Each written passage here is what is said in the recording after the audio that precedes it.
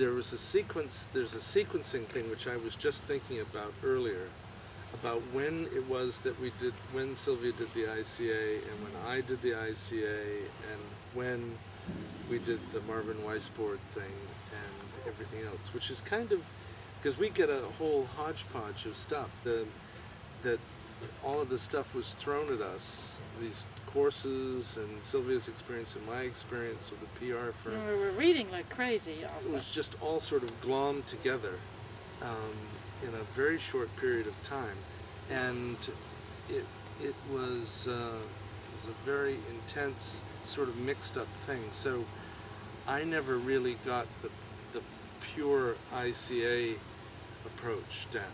You did go to a workshop. I went to both. I went to the beginning, the basic one, and the strategic planning one down. I guess I did that in Washington, that's right. I did one in Connecticut or Rhode Island, in Providence. And then we did one here with Sherwood and Axel with a group of very cynical folks. Were they from Dialogus?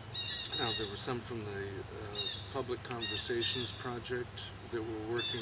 They were working on the northern forest wood, the whole conflict about what to do with the public woodlands and private foresting groups in the north. So I put together, and Sylvia put together a thing. Sherwood was involved in that. Yeah. He came up here. And so it was sort of Sherwood and Eunice and I and Sylvia attempted to teach this thing at a sort of a workshop. I think it was sort of the basic and workshop. still, people still talk about it. They talk about how angry people were, but I think a lot of people got some stuff out of it, because people 15 years later, 20 years later, still talk about it. Yeah, we were trying to get a core, because there wasn't really anybody in Boston. So we're trying to get a core group in Boston. It turns out there is an IEF affiliated chapter in Boston, which we never really developed much later, which we never became part of. Which they never told us But about. we have a So we have a much for the friend, Isabel Guetta, who